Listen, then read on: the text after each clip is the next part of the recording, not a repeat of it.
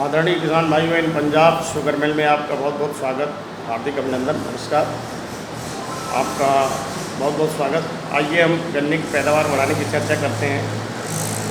देखिए, पैदावार बढ़ाने के पहले हम सॉइल टेक्सचर और स्ट्रक्चर, मृदा की संरचना और रचना के बारे में समझते हैं। देखिए, ऑर्गेनिक कार्बन की मात्रा मृदा में अगर बढ़ेगा तभी आपकी पैदावार बढ़ेगी। ऑर्गेनिक कार्बन को बढ़ाने के लिए मृदा में सेंद्रीय कर्ब या ऑर्गेनिक कार्बन बढ़ाने के लिए कौन कौन से तरीके हैं? ग्रीन मेन्योर, हरी खाद का प्रयोग करें, गोबर की खाद का प्रयोग करें। और ऑर्गेनिक कार्बन की मात्रा को बढ़ाने के लिए, जैसे आपके पास 2 से 3 कुंटल या 4 कुंटल गोबर की खाद, 5 कुंटल है, 5 कुंटल गोबर की खाद में acetobacters, phosphorus mobilising bacteria, potash mobilising bacteria, इसको आप डाल करके नमी होने पर आप खेत में इसको डालें। इससे आपके मृदा उर्वरता में सुधार आएगा। देखिए, फर्टिलाइज़र का उपयोग करने से पहले हमें कुछ चीज़ों को समझना पड़ता है। जैसे आप जो भी न्यूट्रिएंट, मृदा में 16 तत्वों की आवश्यकता होती है। 16 तत्व मृदा में हैं, जिसको कुछ आपको बाहर से देना पड़ता है, जो पूरी प्रचुर मात्रा में नहीं है उसकी मात्रा बाहर से भी आपको देनी पड़ती है। इस 16 तत्वों में जो फसलों के लिए आवश्यक तत्व है, जो 16, जिससे उनका डेवलपमेंट और विकास होगा, वो है जैसे carbon, hydrogen, oxygen, nitrogen, phosphorus, potash, calcium, magnesium, sulphur, zinc, iron, copper, boron, molybdenum, manganese और क्लोरीन। ये 16 तत्व हैं। अब आइए हम ये जानते हैं, 16 तत्वों को 3 भागों में बांटा गया है। पहले है प्राइमरी मिनरल्स, जिनको आप फर्स्ट डोज कहते हैं, प्राइमरी मिनरल्स कहते हैं। इसमें आपका आता है NPK, नाइट्रोजन, फास्फोरस, पोटास। ये आपके प्राइमरी मिनरल्स में आता है। दूसरे नंबर पे आता है सेकेंडरी मिनरल्स।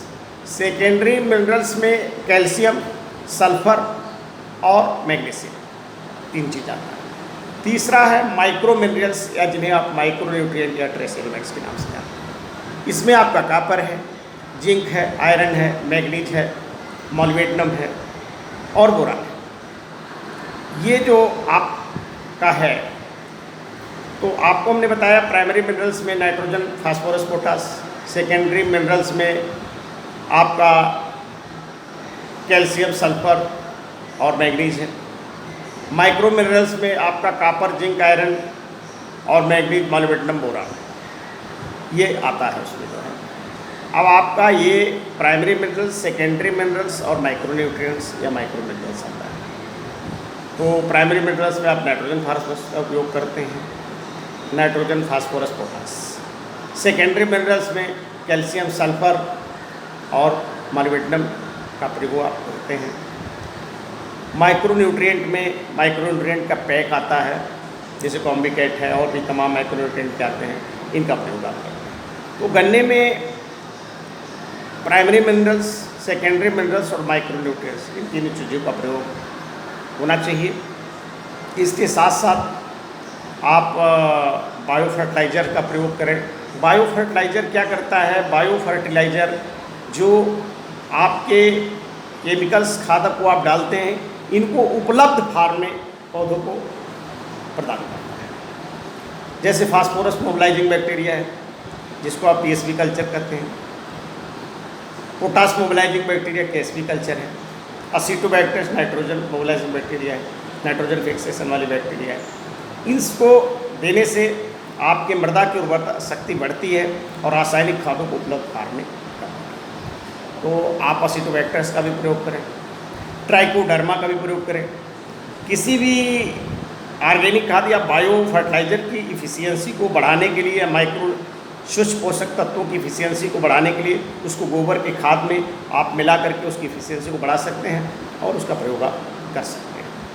गन्ने की मोटाई बढ़ाने के लिए, गन्ने में टिलरिंग के लिए, गन्ने में अधिक पैदावार के लिए, गन्ने की पत्तियों को स्वस्थ रखने के लिए। देखिए, गन्ने की पत्ती जब स्वस्थ होगी, गन्ना तभी मोटा होगा, क्योंकि खुराक जो है वो पत्तियों से बनता है। प्रकाश संश्लेषण सूर्य की उपस्थिति में प्रकाश संश्लेषण जो होगा, सूर्य की उपस्थिति में क्लोरोफिल की मात्रा जब होगी तो कार्बन डाइऑक्साइड की उपस्थिति में C6H12O6 का निर्माण होगा।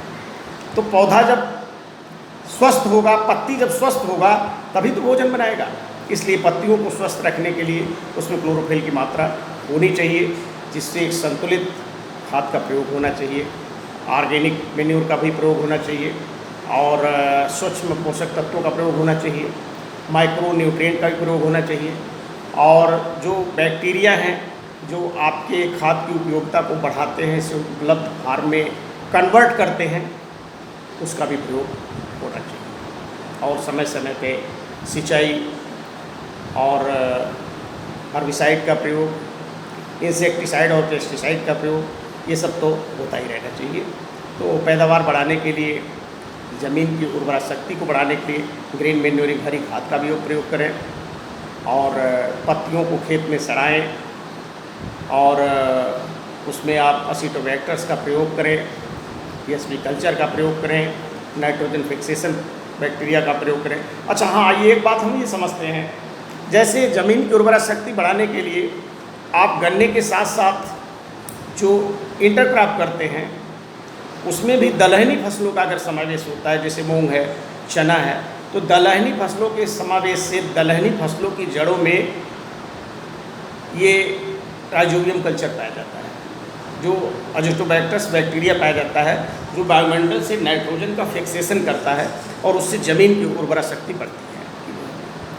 सॉइल जो है आपके फिजिकल परिवर्तन उसमें होता है, केमिकल परिवर्तन होता है, बायोलॉजिकल परिवर्तन होता है, ये उसमें चेंजेज आते हैं, सॉइल टेक्सचर और स्ट्रक्चर में उसमें सुधार होता है और जिससे मृदा की उर्वरा शक्ति बढ़ती है और आपको पैदावार अच्छी होती है। इन्हीं शब्दों के साथ हम अपनी बात को समाप्त करेंगे और फिर अगले चैनल पे आपको पैदावार कैसे बढ़ाया जाए बताएंगे। धन्यवाद।